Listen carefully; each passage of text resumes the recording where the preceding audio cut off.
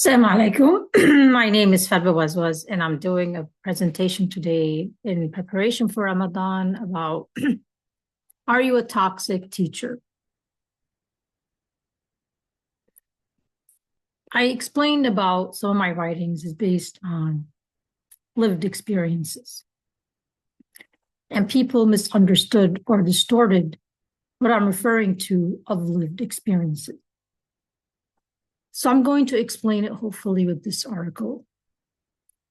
It's about individuals who are toxic teachers. And they don't see themselves as toxic teachers.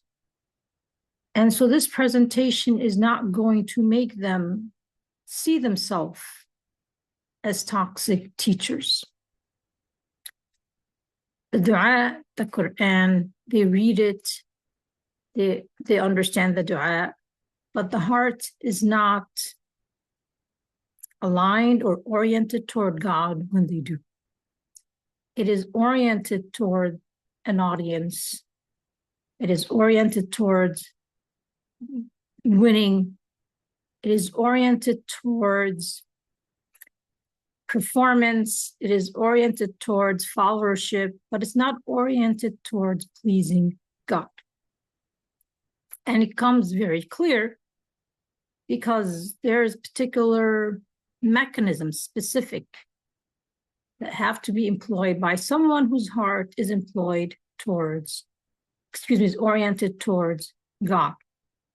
And I gave a clear example of that when a misunderstanding took place or a fitna took place during the time of the companions. I will share it in tomorrow before Ramadan begins. Some say it's going to be Wednesday. Others follow different methodologies, and we respect those who follow, do their research and follow what they believe is true. The issue here, the situation is, and I talked about it with Ali ibn Abu Talib, may God be pleased with him, during the time of the fitna. And I called it disagreement versus Kate. How the disagreement took place, and I was very impressed with how Ali acted during the whole fitna, how he took ownership, how he honored the message, how he protected the message, how he verified information. So I gave that example, but again, this did not reach their hearts, giving them information. And I referenced scholars from more than one area. Scholars they respect, scholars they know. Maybe some they don't respect, like Ramadan al-Bhuti. I personally respect his teachings. I benefited from his teachings a lot. I can't say I disagree with what he said. I have tremendous benefit from his teachings. The same thing with Sheikh al-Sha'rawi. And I also mentioned Dr. Umar Farooq Abdullah. I have also a lot of respect for these two, and I mentioned others, but again, they tend to be very into history and knowledge, and they're focused on history and knowledge, and it's impossible not to say that you didn't benefit from their writings and their teachings. These are individuals that I'm referring to here. It's not really to convince them or their mob, because I think there's sufficient information when they read the Quran, Ramadan after Ramadan, when they go to Hajj, the dua. If their heart was oriented towards God, they would have been guided by God. But their heart is oriented towards winning something that, first of all, they did not bear witness to. 2, they're not able to present evidence. 3, they obsess incessantly with giving advice. So this is explaining my position, my experience, why I reject these individuals' advice. It's not out of arrogance. It's not out of pride. It's not out of malice. It's simply because I see them, in my view, as the preaching aggressor. And there's a paradox there. So this is explaining why I do not accept the delivery of their advice from an aggressor. It creates a profound ethical dissonance. So let me just read through it. It's an experience as jarring as it is common being offered moral counsel by an individual. I don't know these individuals personally, who have actively contributed to your harm, whether through unverified gossip, slander, third-party surveillance, or the quiet distortion and misrepresentation of an interaction. The delivery of advice from an aggressor creates a profound ethical dissonance. In the framework of Islamic ethics, sincere counsel, nasiha, is not a standalone performance of speech. It is a structural reality rooted in truth. When the giver of advice lacks both the discipline of verification and the humility of remorse, nasiha becomes structurally impossible. From the perspective of an ethics strategist, we must recognize that sincerity requires a foundation of integrity that cannot be replaced by religious rhetoric or high-minded posturing. To me, these individuals come across, and I have said more than once, like Satan. Maybe in the company of angels is how they see themselves, but Satan's heart, when he was worshiping God, had his heart oriented toward himself. He was not oriented towards God. Like, he was not seeing God as Lord of the universe. And he has many people, he has convinced many people of his lies. The Quran states that very clearly. And these individuals come across to me, as I said, like Satan. And so I'm explaining my position, why and how I see them and how I see their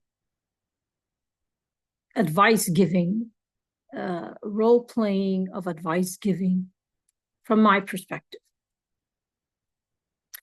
Advice without verification is the architecture of injustice. I have not received any emails or phone calls or even face-to-face, can I speak with you and verify something? Not once. Not from family members, community members, people I don't know or people I know. Not once. True guidance is built upon a specific, non-negotiable ethical protocol. And, in the source context, and I gave Ramadan al-Bouti about how, when, are you giving advice or are you backbiting or slandering? So I took some of that from there, and there are also others. This is defined by refusal to bypass four foundational steps. Verification of information, nothing was verified. Some of it is just complete, total, made up, and manufactured. Has no basis in reality. Avoidance of suspicion. Again, any movement is seen in the most worst way. If you go to Turkey, you're going for this ulterior motive. If you say this, you're doing this ulterior motive. If you give charity, you have this ulterior motive. It's all based on not forensic science and evidence, like someone saying, I want you or something like this. No, it's something that is completely suspicion, completely their own interpretation. Abstinence from spying, even though you remind them that the Quran says you shouldn't spy, they spy, and they spy, and they spy, and you catch them spying, you tell them, you see here, you were spying. They still cannot register this. So again, I'm explaining my position. I don't think I could ever change their mind or those who follow them. They're set, their mind, their heart is not oriented towards God. It's oriented towards their ego. Refusal to engage in slander and backbiting.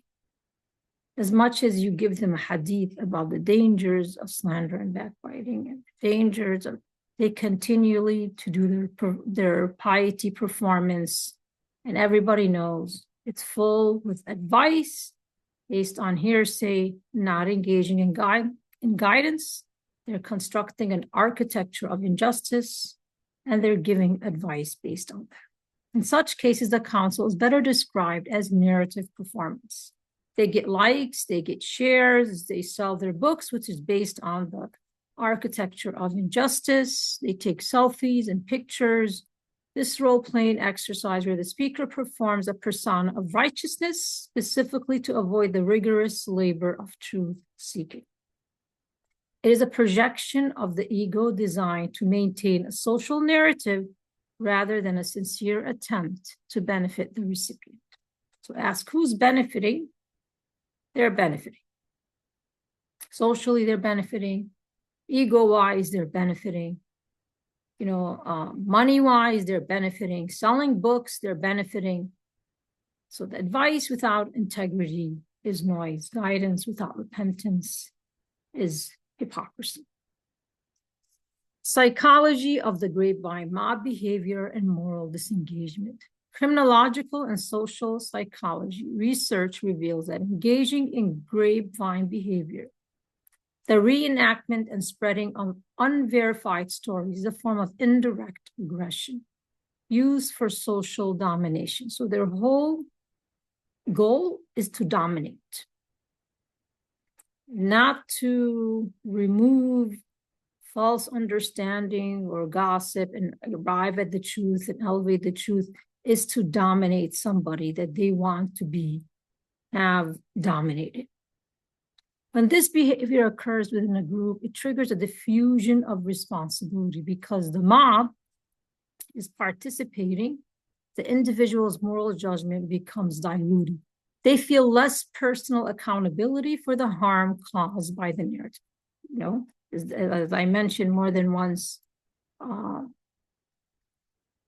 believe it was like the chirp of a coward in the crowd, dare to speak but not to be known. So they hide behind innuendo, insinuation, shade in the crowd, and they reinforce each other, but they never dare to come out, to step out of that crowd and to do any verifying directly with the source. So you could see there's no cross-examination, there's no due process. All of the things that Islam has employed, and it's right there in the Quran, none of it is practiced. So this misalignment is most starkly visible in these people's behavior. It occurs during sacred acts such as Hajj or Ramadan, even throughout the year. It's been going and going and going, decades.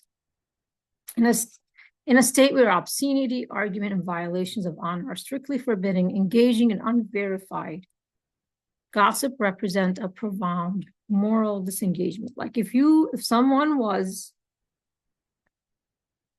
to reverse the roles and treat them in the same manner, they would be enraged. And they would start grabbing all of these verses from the Quran. So they know the verses from the Quran and they know the hadith, and they would start shooting them at you like arrows. So this is why it's moral disengagement. They know what they're doing is wrong. They just accept that it's wrong for it to be done to them and those that they like and they approve of. But it's okay to do it to you. And that's not Islam. That is not Islam. If it's, Sheikh Ash'ari said, God didn't just make killing wrong, for the other against you. He also made it wrong for you to kill the other person. So thou shall not kill is for everybody. Thou shall not, steal is for everyone. It's not just for, it's okay for you to do all of these bad behaviors, but if someone does it to you, then it's wrong.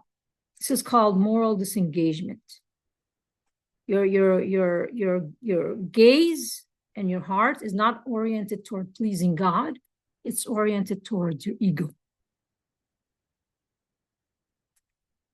So again, the individual performs the rituals of worship as a shield while simultaneously at the same time violating the ethical substance of the faith.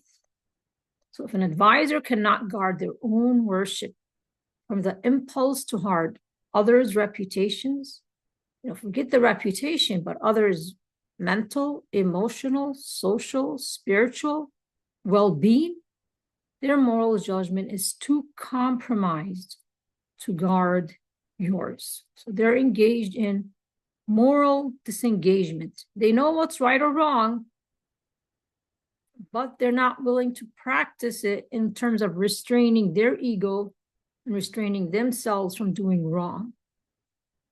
They just they hide themselves behind a fortress where whatever you say, it will not penetrate. If you were to so much as treat them in kind, even a small degree, they would all hype each other up against you and engage in some dominating type of behavior. The red flag of zero remorse, the missing internal break. I think the hardest part is there's no remorse. Year after year, month after month, it was sad, to be quite honest, to watch them do all this performance and just wait for that moment of remorse. None. They will preach remorse. They will preach repentance, but never practice remorse. I check, and I don't find where they stood up and said, I was like the Adam story. I repented, I transgressed bounds, I was wrong. So a person who refuses to acknowledge the harm they have caused lacks the moral weight required to guide others. Repentance is not merely a religious ritual. It is the minimum ethical threshold for moral credibility. So psychologically, the absence of remorse signals significant empathy deficits. The way these individuals are wired is not healthy. Emotional immaturity, and I said before, moral disengagement. What comes across is throughout their lives, they had family members and friends that when they did wrong, they were given a hug and they were treated like it's okay. It's like the impunity is the way they were raised. They never faced dread of remorse or repairing the harm. It didn't look like throughout their lives they've ever walked towards that bridge. It seems like they were always just, reinforcing each other. And when someone comes to seek justice, an escalation of the harm. Without this remorse, practice of remorse, not preaching of remorse, an advisor lacks the necessary emotional equipment to offer sincere advice. And this is why God told Adam, don't take advice, don't listen to Satan, because he's an enemy to you. Why? He doesn't practice remorse. He preaches remorse, but he doesn't practice remorse. So a person who cannot feel the weight of their own transgressions and goes around trying to manufacture evidence to prove their transgressions has no capacity for humility required to mentor another. Repentance is the internal brake. Without it, guidance is merely a vehicle for unchecked ego. Understanding neutralization techniques and moral licensing. Criminology identifies neutralization techniques as the psychological mechanisms people use to justify harmful behavior while maintaining a sense of personal righteousness. This often manifests as moral licensing, where a person believes their good intentions or religious status excuse their harmful acts. So common techniques include denial of responsibility, claiming they were just told the information, are merely a passive messenger. Like I said, most of these individuals, even from family members, some of them, there's really like no, besides like salam, salam, there's really like no strong bond where they accept advice from you and they, we had this kind of like mutual advising to truth, mutual advising to patient. There isn't that connectivity between both. It's like you just see them during events, salam, salam, you give pleasant talks, pleasant salams, and how's the weather, this, that. That's literally your interaction with most of these individuals that are jumping in to try to socially, emotionally, mentally dominate you. Some of them, they will come and they will be like the whole time while they're visiting you, they will be on their phone. And if you were to remind them of, and what did you say here, they would not be able to remember anything that you said. So they're always on their phone. They even tell you they make like 3,000 text messages, or 10,000 text messages. I have never, I went toward that many text messages. But again, their whole life, they've been texting back and forth, and denial of responsibility, denial of injury, insisting on spying and gossip wasn't that serious or didn't cause real damage. So they smile, by the way, beautifully. They got a grin from here to here. So they're very good at smiling. They could win smile contests, some of them, from how phenomenal their smiles are. And they feel because they're smiling and they're happy, that they can just translate that to deny the injury and the cause of harm toward another. Appear to higher loyalties. The Quran teaches us how a truthful person engages and argues, and none of these arguments was ever presented by any of these individuals, not one. They believe the harmful acts like triangulation or surveillance are justified for the good of the community or a higher cause. All of their actions resemble the actions of Satan. They come at you from this direction, they come at you from that direction, they come at you from this direction, they come at you from that direction, and they're constantly gathering information to fit into their constructive architecture of injustice. And none of it is based on reality. These mechanisms allow an advisor to continue spying or spreading rumors while feeling like a moral authority, entirely blind to the contradiction of their position. Again, these are not just the ones that you deal with online, they're also the same ones that you deal with locally. The same mentality, the same behavior, the same, you don't listen to a word you say, they don't verify anything that is presented by them. They're in their mind, all they think of is their PhD, their moral status, and they just start, kind of shooting, whatever they hear. Whatever they hear. Nothing is verified, clarified, confirmed. So is it because these individuals are scholars that you want to fight with scholars? The answer is no. My perception of the situation, I am not obligated to listen to an aggressor or an abuser. And I have been very clear that I see you as an oppressor, an abuser, and I explained why. There's a fundamental principle in ethics. Someone who harms you, either publicly or privately, cannot be the same person who guides you or heals you or helps you connect to God. God told Adam, upon him peace, stay away from Satan.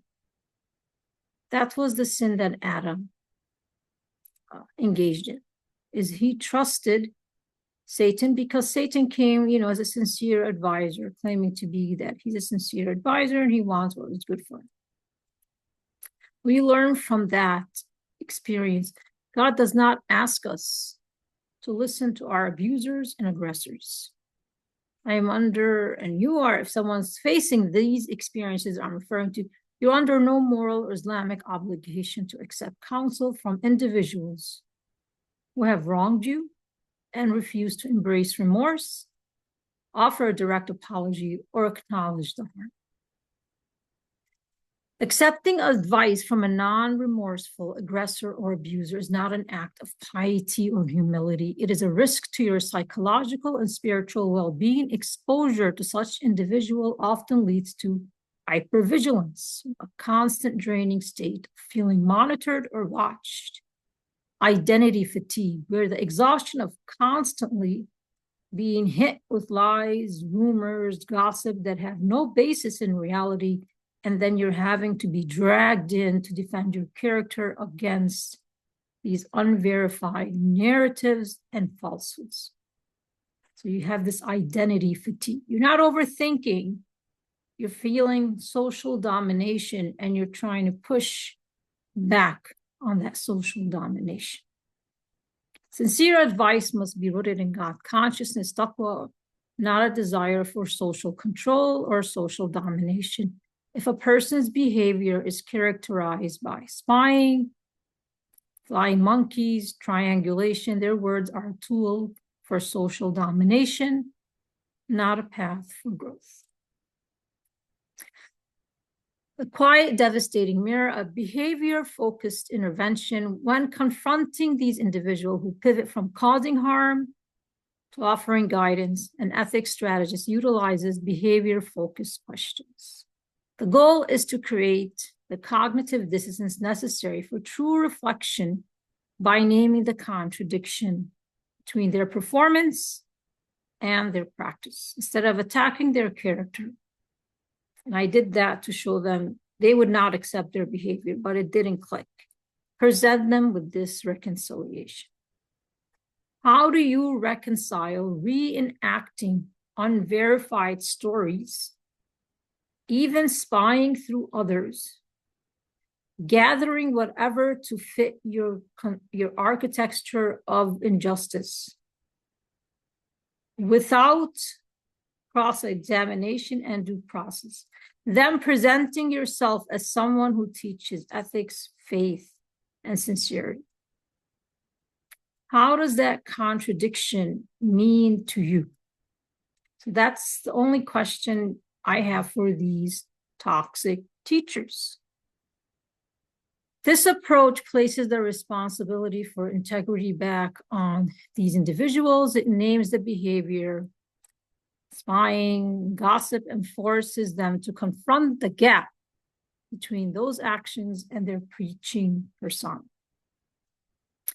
In conclusion, seeking truth beyond the performance, true guidance is an act of justice. It's not a performance for followers. And our audience, when we giving guidance, should be God, the prophets, the message, the Quran meaning, as well as facing God on the day of judgment. That should be our only audience. It should not be the crowd. It should not be the mob. It is inseparable from character verification habits and accountability of the one offering it.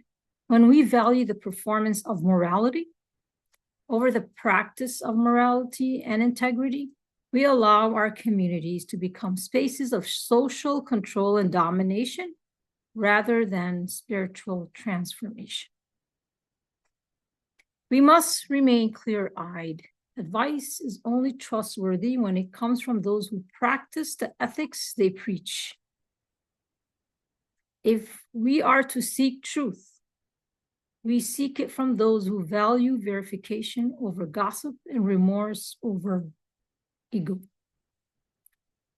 What does it mean for our communities when we value the performance of morality more than the practice of verification and remorse? I'd like you to sit with that question. Sincere counsel is only possible when the advisor is just, accountable, and rooted in truth. Anything else is simply a performance of power. I gave here further information in this article, and it is dated on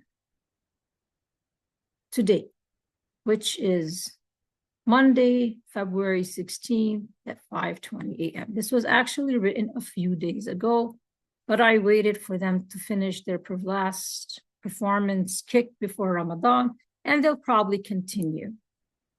But there's more right here after the conclusion about the overarching theme, and I'd encourage you to read it. I would like to share again a summary, the anatomy of harm, the internal impact, feeling constantly monitored with the aim for domination, waiting for the next attack or role playing of some slander that they cooked up, and you have to decode from their shade, insinuations, and whatever rumors they're trying to cook up. Erosion of trust, self-doubt, because nothing is verified directly. Nothing is cross-examined, no due process for anything. Identity fatigue, because it's exhausting, that comes from constant narrative management. Every time you resolve one issue, they come back with another attack. No verification. And then you have to, again, the exhaustion of this nonstop parading rumors, attack. Parading rumors, attack. It's nothing is verified. It just is constant circle of social domination. Questions for reflection and accountability. Why did you never verify with me directly before repeating this? Those locally and those globally and those nationally. Self-image, is this behavior consistent with the person you believe yourself to be? Impact, what impact do you think your actions had on me? Consistency, how do you justify reenacting gossip while teaching sincerity and truth? Then again, holding the mirror to them, not trying to attack their character, giving them a taste of their own medicine, just did not click that they were engaged in moral disengagement. Are you someone who reenacts gossip and spreads unverified stories, then pivots to preaching? And how do you reconcile these two behaviors within yourself?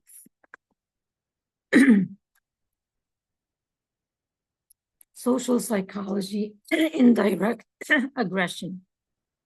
The goal, power without responsibility. They want influence in the community. They want power in the community without any responsibility that comes with it. The more influence, the more responsible you're supposed to be. As we tell people, in Israel or people in power here in the US, with more power or influence comes greater responsibility, greater accountability, not less. It is socially strategic, not morally grounded. They want impunity, power without responsibility, influence without accountability. The mob effect, when a group participates, the diffusion of responsibility occurs. Why are all these individuals that I have absolutely no knowledge of throughout the community and globally, why are they being looped in to this issue when the person asked you directly, is there another story? What evidence do you have to support your story? And you refuse to respond. The moral judgment is diluted by the crowd, leading people to act in ways they never would alone. So what you have is the aggressor, flying monkeys, the spies, triangulation is surveillance, the target, relational aggression.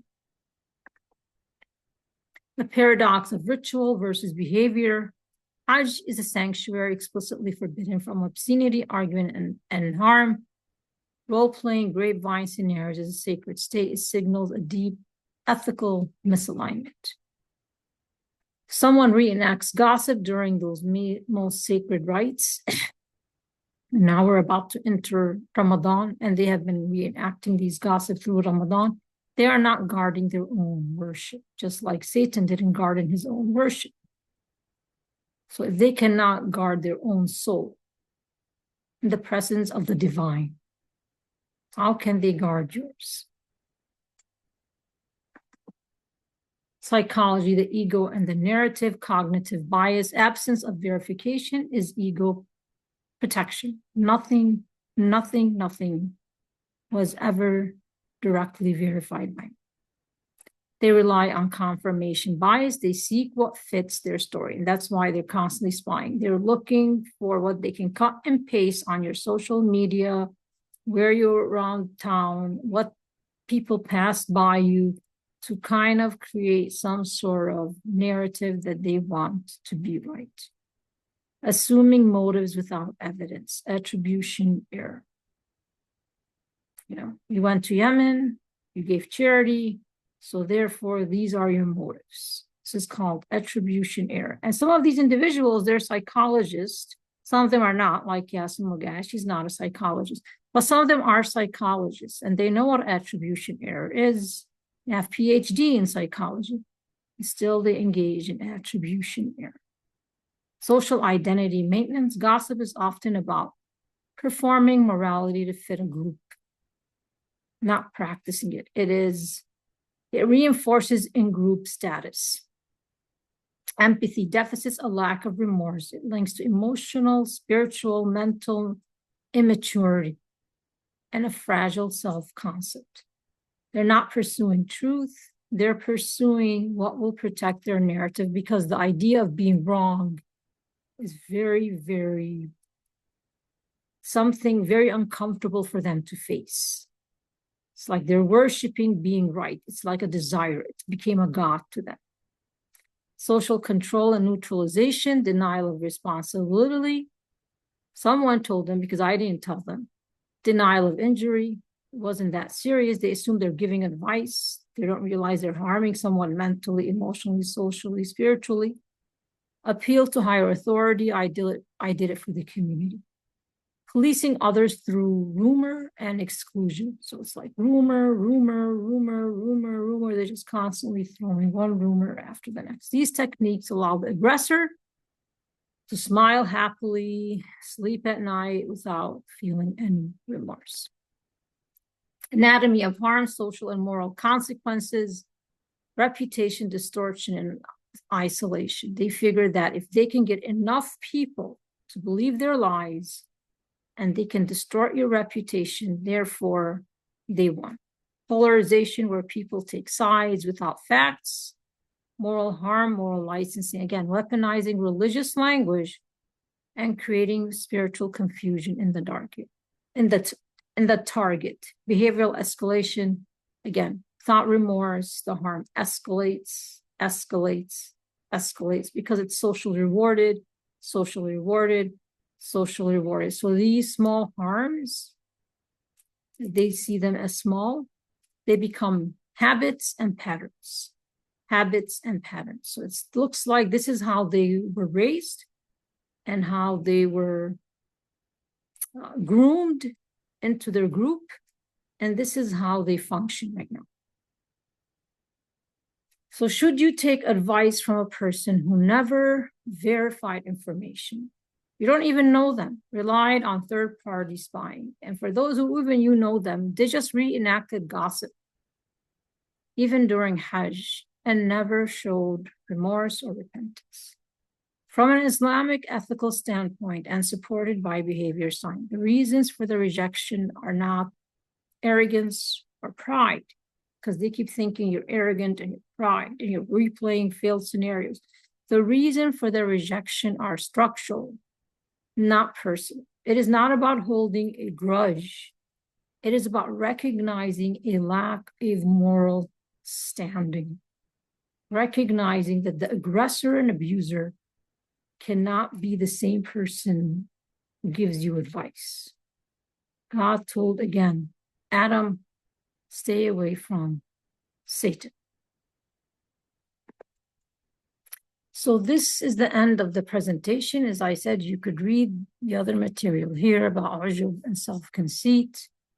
And I thank you very much. I hope I have explained my position, and I hope you can reflect on this. And now that we each have shared our narrative of the other, we can exit gracefully and enjoy Ramadan.